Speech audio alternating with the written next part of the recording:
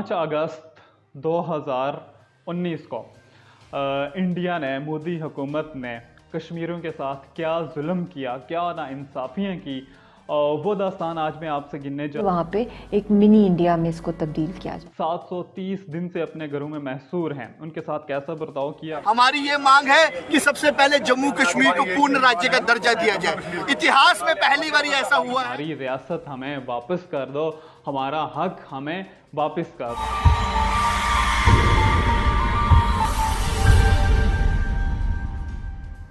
अस्सलाम वालेकुम नाजरीन, आप देख रहे हैं डिस्कशन पॉइंट और मैं हूं आपका मेज़बान काशिफ अहमद अवान। नाजरीन, आज मैं बात करने जा रहा हूं यौम इस्तिसाल के हवाले से।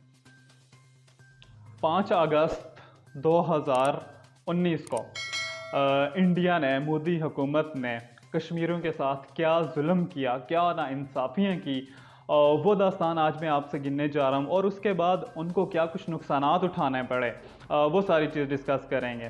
और इसके बाद जो कश्मीरी हैं, जो 730 दिन से अपने घरों में महसूर हैं, उनके साथ कैसा बर्ताव किया गया और पाकिस्तान ने, इंटरनेशनल कम्युनिटी ने इस हवाले से कितना कुछ किरदार अदा किया, वो सारी बात आज डिस्कस करूंगा। लेकिन उससे पहले अगर आप लोग चाहें तो चैनल सब्सक्राइब कर सकते हैं और बेल आइकन के बटन को दबा सकते हैं ताकि आपको आने वाली तमाम वीडियोज़ और तफसीलात वक्तन फ़क्तन मिलती रहें। जी तो नाजरीन, 5 अगस्त से पहले, यानी कि आप यूँ कह सकते हैं कि 4 अगस्त को रात 11:30 बजे पूरे कश्मीर में, यानी कि जो इंडियन ऑक्युपाइड कश्मीर है, वहाँ पर मुकम्मल इंटरनेट बंद कर दिया जाता है। ठीक है, वहाँ पर कोई न्यूज़ चैनल नहीं चलता, TV service, net service, SIM वाली जो सर्विस होती है, सारी हर तरह की सर्विसेज वहाँ पर बंद कर दी जाती हैं।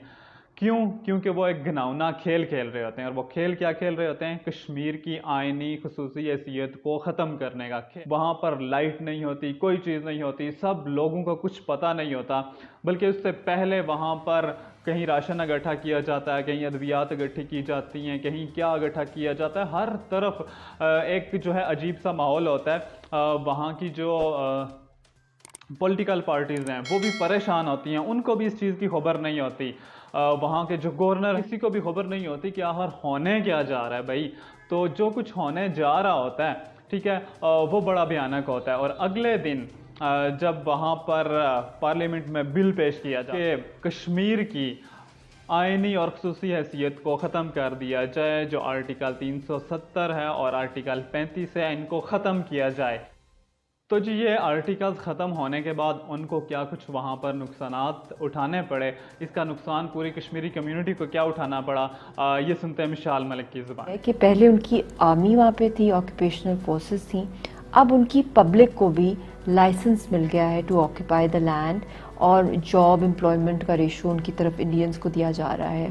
फिर एजुकेशनल कोटा सीट्स जो हैं वो कश्मीरियों की जो यूनिवर्सिटीज़ हैं उसमें बहुत मेजर चंक जो है वो इंडियंस को दिया जा रहा है।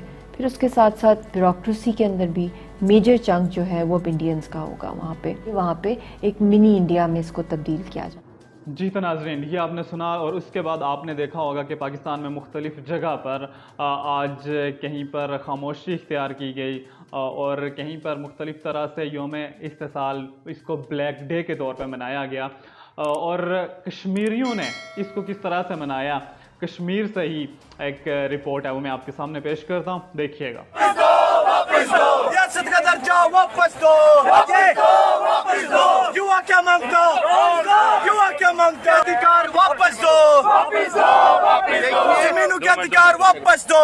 जिस तरीके से बिहार जम्मू कश्मीर के अवाम और जम्मू कश्मीर के युवाओं के साथ धोखा किया गया, आपने देखा कि जब उस समय इन्होंने 370 तोड़ा, भाजपा ने ये चीज सुनिश्चित करी कि वो जम्मू कश्मीर के युवाओं की नौकरियां और जम्मू कश्मीर के अवाम की जो ज़मीनें हैं, इनकी हक जो है वो जम्मू कश्मीर के युवाओं और जम्मू कश्मीर के अवाम के पास रखेंगे। परंतु आपने देखा कि तोड़ने के बाद किस तरीके से हमें जो है वो गुमराह किया गया। हमारी ये मांग है कि सबसे पहले जम्मू कश्मीर को पूर्ण राज्य का दर्जा दिया जाए। इतिहास में पहली बार ऐसा हुआ है कि एक स्टेट को तोड़कर 2 हिस्सों में उसके बाद यूनियन टेरिटरी जो बनाया गया है। हमारी मांग है कि जल्द से जल्द जो है इसको राज्य का दर्जा दिया जाए और जम्मू कश्मीर के युवाओं को बाकी प्रदेश है जैसे हिमाचल है और उत्तराखंड है जैसे वहाँ पे जमीनों की और जो जॉब्स की जो लॉ है वो यहाँ पे भी इम्प्लीमेंट।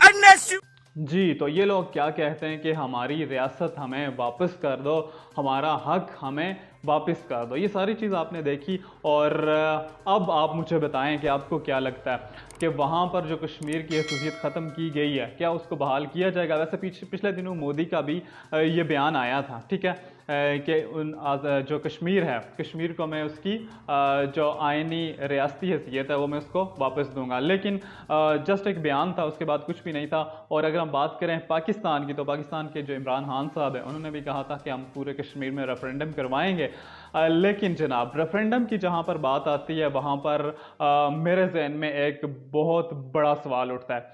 अब देखें, जब वहाँ पर आर्टिकल 370 और आर्टिकल 35 से ख़त्म किया गया तो उसके बाद वहाँ पर क्या हुआ कि वो जो लोग वहाँ पर जो कश्मीरी बसते थे, पहले तो मुस्लिम कम्युनिटी वहाँ पे थी, मेजॉरिटी मुस्लिम कम्युनिटी है अब भी, लेकिन वहाँ पर जब ये आर्टिकल ख़त्म हो जाते हैं तो फिर कोई भी आगे सपोज दैट अब कश्मीर में, हमारे आज़ाद कश्मीर में कोई भी आकर पाकिस्तान से ज़मीन जो है वो ख़रीद नहीं सकता, लीज़ पे ले सकता है, ख़रीद नहीं सकता, यहाँ का डोमिसाइल वगैरह नहीं बनवा सकता।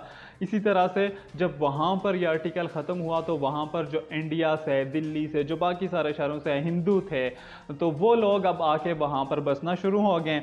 वहाँ पर जब से वो बसना शुरू हो गए तो उनको फौरी तौर पर डोमिसाइल वगैरह दे दिए जाते हैं, ठीक है, वहाँ से स्टेट सब्जेक्ट तो ख़त्म हो गया। अब वहाँ पर जो वहाँ के मकामी लोग हैं उनको भी डोमिसाइल बनवाना पड़ रहे हैं, और जो उनको डोमिसाइल बनवाने में इतना मसला आ रहा है वो लाइनों में खड़े होते हैं, और जो दूसरे लोग यहाँ वहाँ पर आकर आबाद हो रहे हैं जो गैर मुस्लिम कम्युनिटी के हैं उनको फौरी तौर पर दिए जा रहे हैं डोमिसाइल्स वगैरह। तो वहाँ पर अब इंडियन हुकूमत एक जो है वो आइनी वार क्या करने जा रही है कि वहाँ पर सबसे पहले तो जो नॉन मुस्लिम कम्युनिटी है उसको वहाँ पर ज़्यादा करेगी, ज़्यादा लोगों को आबाद करेगी। जब ज़्यादा लोग आबाद हो जाएंगे तो उसके बाद क्या होगा, उसके बाद वो वहाँ पर रेफरेंडम करवाएंगे, और अगर वहाँ पर नॉन मुस्लिम कम्युनिटी ज़्यादा होगी तो ऑब्वियसली रेफरेंडम जो होगा उसमें ज़्यादातर अक्सरियत राय इंडिया के साथ हिलाक होगी।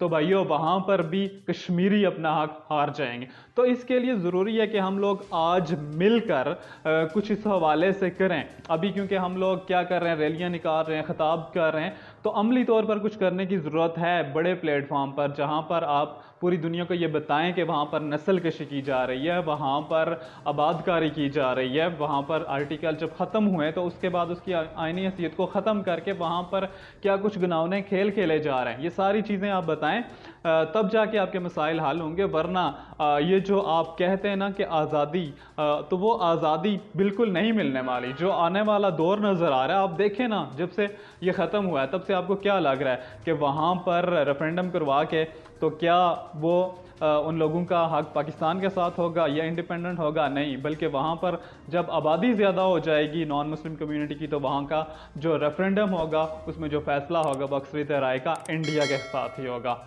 तो चलें जी, ये तो मेरा एक थोड़ा छोटा सा तज्ज़िया था। तो चलें इसके साथ अपने मेज़बान का शुक्रिया गुजार दीजिए। अल्लाह ने के बाद।